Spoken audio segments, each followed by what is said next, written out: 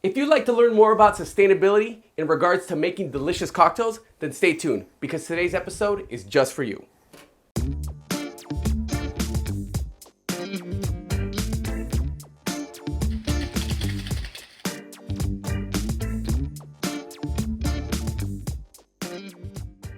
Welcome to Cocktail Limelight. I'm your host, Eric Castro, and today I'm pleased to let you know that I'm joined by bartender and consultant, Adam George Fournier. Adam, welcome to the show, my friend. Thank you so much for having me.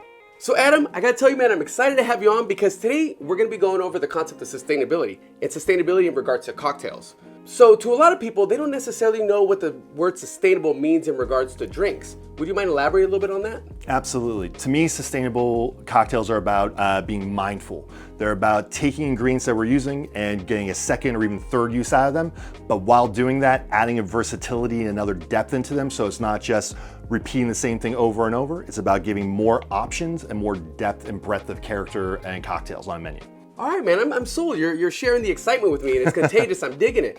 And now that I think about it, not only is this a good way, for the bartenders to become in tune with the ingredients they're using, but it's also a great opportunity to work with your chefs and work with your kitchens in collaboration. Oh, absolutely. Like a lot of the work I've done with sustainable things has come out of working with the kitchen. I've been very fortunate to work with some very, very good chefs and very, very good kitchens over the years. And especially in fine dining or anything like that, there's gonna be waste. There's gonna be leftovers from something that doesn't present well on the plate, or it's like, hey, I don't need the pith of this fruit or anything that's going on with it. It's a great opportunity to be able to pull out flavors that you might not normally have an opportunity to use and be a little more sustainable, especially because I do believe these days, especially, like the value of going out is the value partially of getting something you can't make for yourselves.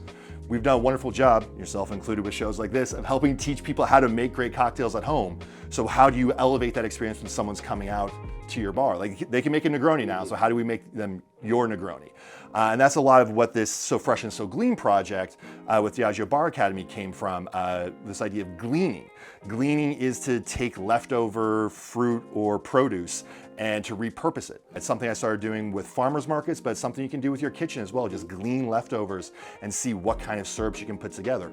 The whole format of the So Fresh and So GLEAN segment is literally just formats of syrups. It's not saying you need to do it this way every single time. It's a couple different templates to say, hey, I've got a lot of citrus right now. This is what I can do with that. Or I've got stone fruit because those are in season or going out. Or hey, I've got a bunch of leafy greens. What can you do for it? So the wonderful thing about it is these are constantly evolving. So while the format stays the same, it's something that is unique and different every time you go and make it while still being consistent at the end of the day. All right, man. All this stuff you're saying sounds really cool. It sounds like it's not that hard to do because it seems like it's very approachable for a lot of us. Yeah. But why don't you walk us through an example Sure. so we can actually see Yeah. how it actually works in practice and not just in theory? I would love to. So this is the salted citrus cordial from the So Fresh and So GLEAN project that I actually put together for my journey for world-class global finals a couple years ago. It was in conjunction with Ketel One and Difford's Guide and Ketel One Hive Project, which if you're unfamiliar with the Hive Project, go look it up. They're resources from around the world of some of the best bartenders in the world putting together their sustainability projects. So I'm gonna give you some TV magic, kind of the abridged form of how to make a salted citrus cordial from the So Fresh and So GLEAN project. All of these recipes are on Diageo Bar Academy for all of the different templates. So it's an easy resource for us to grab, but let's get going for it. So for this, you just need a melange of citrus. We're in Southern California. We're very lucky with things like that. We got killer citrus all year. It's the best. We're spoiled, and I'm totally okay with that. But for today, we've got a little bit of blood orange. We've got some clementines and some old school just navel oranges. So to get going for this, we're trying to use as much of these fruit as we possibly can. So before we get into juice and before we do anything, we're going to peel our fruits. So we're getting our nice skins going on here. And what we're gonna do is we're gonna make an oleosaccharum out of this. We're going to take our peels and then we're going to coat them in sugar so that they're gonna pull out the oils of these different, of the skins of these different citruses that we have going on here. It smells so good. I just wish you from could all right here, smell it's like the citrus oils are just like blanketing the air. It smells so good. It's so good, and the great thing about it is you're getting these different elements that go along with it. So you're getting darker notes from the blood oranges, you're getting some of those like lighter notes from the clementines, and your more traditional orange notes from just your regular oranges. And just for movie magic, just coat that with sugar here. So if I was doing a full batch of all of this, what I'd be doing is I'd be juicing my citrus. So I have about 500 grams of fresh citrus juice to about 600 grams of sugar. I'm gonna take this oleo, I'm gonna stick it in the fridge. I'm gonna let that set for about 4 or 5 hours so it pulls out all those oils. Once that happens, we'll pour the juice over top of that, throw it in a blender, and mix it all up, and we'll show you how that works. So if this smells good as is, it's gonna smell even better when it comes out of the blender. It's gonna be even better. It's gonna have this wonderful, beautiful texture that goes along with it as well. Gotta love that color. Dang, with those triceps, dude, that blood orange never stood a chance, bro. Ooh, that ain't even fair. It's from all the juicing. That's how I get there. I used to work at a tequila bar back in the day where we did all fresh pressed margaritas, and I swear my right forearm was just jacked, especially compared to the other one. The whole staff was like that. I can believe that. Juicing fresh every single day gets to you. But that's also partially why it's so important to do things like these sustainable efforts, because if we are making fresh juices to try to get that service out there, we're going to have a lot of waste at the end of the day. And we really want to be conscientious of how we're using our ingredients. So, you know, it's friendly for the environment and friendly for the pocketbook, man. I dig it. Absolutely. Can't lose.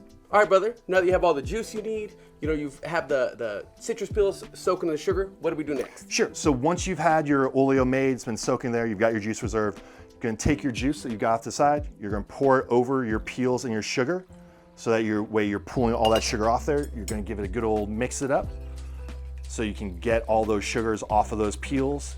Just the color alone, I can already tell that this is going to look like really delicious in regards to its presentation. Well, that's one of the wonderful things about getting these different types of citrus in here is you're getting all these different flavors and colors for it, for your presentations. Then we get out bartender's favorite tool, our blender. Once you've got your juice mixed up with your sugars, you're gonna go ahead and strain through because you don't want those peels to come through. All you want is your lovely juice and sugar mixture in there. Oh, so now you have all the citric acid, all the flavors, all the aromatics and citrus oils that are from the peels. We've got all those peels and stuff like that from it. I like too that what you're doing, we're getting what I would guess is a more three-dimensional flavor because you're actually getting different aspects of the citrus in there combined. Absolutely. For more cohesive flavor. Yeah, we're layering on top of each other.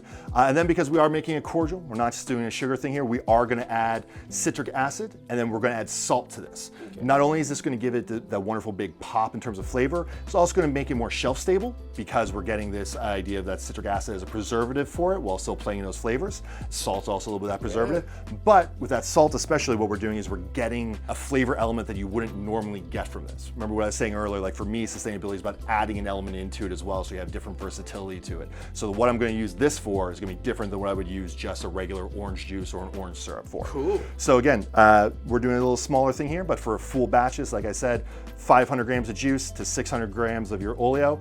I'd be then doing 20 grams of citric acid, roughly about that, to 10 grams of kosher salt, because like any good cooking, salt should always be kosher. Gonna throw it on, and you're gonna blend this, no heat needed, for about 4 minutes. What that does is fully incorporates, it gives this really beautiful texture.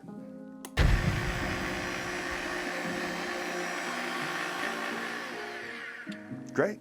And then once that's done, we're ready to go. You just go ahead and strain that off, and you're gonna end up with a syrup that looks just like this. Now, one thing I do want to note, because we are talking about sustainability, we're talking about melange of syrups, your color might be different. Part of what's going on here is I've got a lot of blood orange, so this time it's going to be this nice bright red, but if you've got more of just a traditional navel orange, or if you've got more of like a tangerine, you might be ended with something that's a little bit more closer to your traditional orange color or things like that. Or hell, if you're throwing in grapefruit or pomelo in here, you're going to end up with something that's a little bit different as well. Would it work with things like Meyer lemons and stuff as well? Absolutely. That's one of the wonderful things about this is you can blend together the different types of citruses and syrups that go along with it, and the templates that are on G.I. Joe Bar Academy for this actually break it down to different types of ingredients for you. So it's like recommendations for, hey, if you're going to be doing, for instance, there is a green syrup that you can make.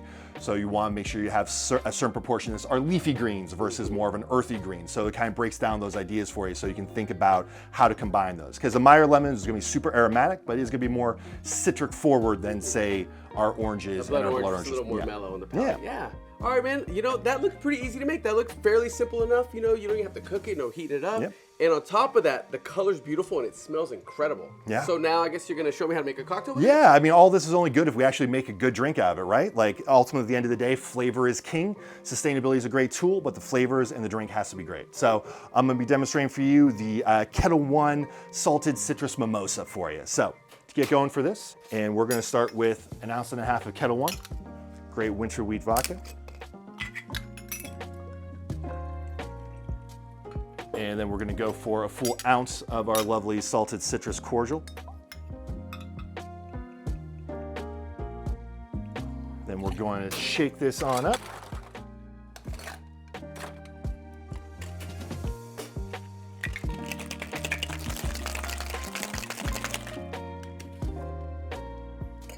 Always double strain, make sure we're not leaving any extra ice chips in there. Dude, that's a beautiful color too, man. Right, it's got that lovely little effervescence already popping up there. And just because we want this to be nice, bright, and bubbly, we're gonna top it up with 2 ounces of sparkling wine. And then just because we want to bring those citrus elements back out to the top, hit it with just a bit of a zest. And because we drink with our eyes, I'm gonna place that right on the edge of the glass there. So when you go take your first sip, you've got that lovely orange, all those bubbles, and everything sitting right up there for you. Not gonna lie, man, I'm very, very excited to give this a sip. Yeah, give that a sip.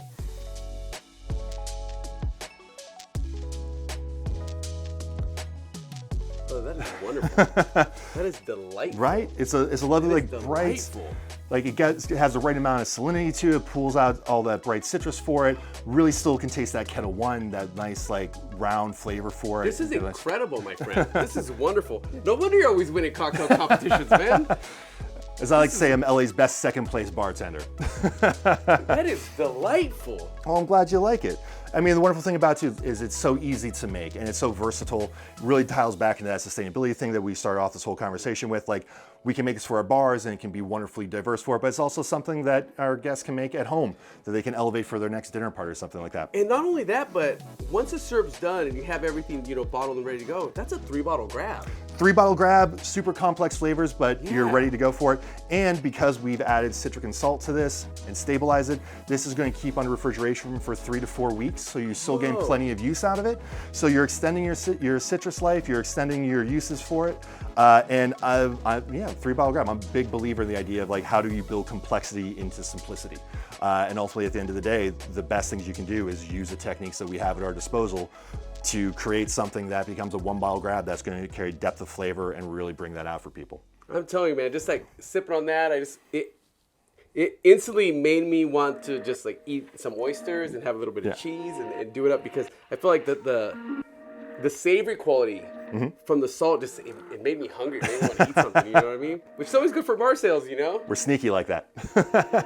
All right, man, I am completely convinced. You know, not only was this drink super simple once you actually made the syrup, actually the syrup was pretty simple as well. Yeah. The cordial was really easy to make.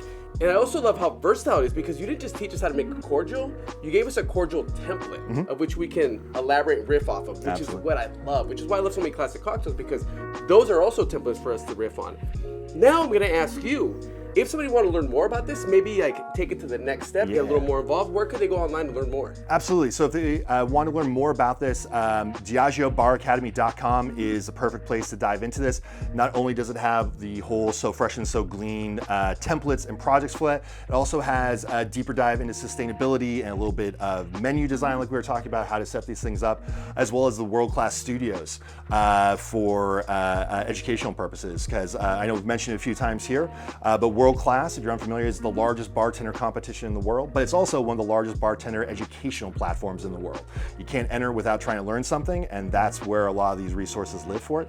You can also check out my blog and website, Bottled and Bond LA.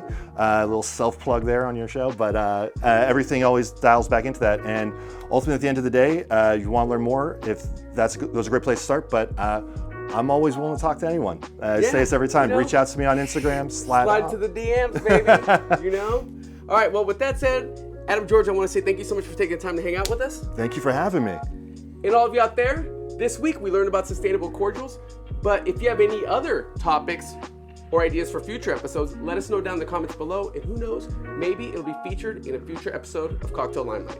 And with that said, don't forget to muddle that like and subscribe button. And if you'd like to dive deeper into the world of craft cocktails, be sure to check out the Bartender at Large podcast, which I host on iTunes, Spotify, and anywhere else where quality podcasts are found. Thank y'all so much for tuning in, and we'll see you again next week.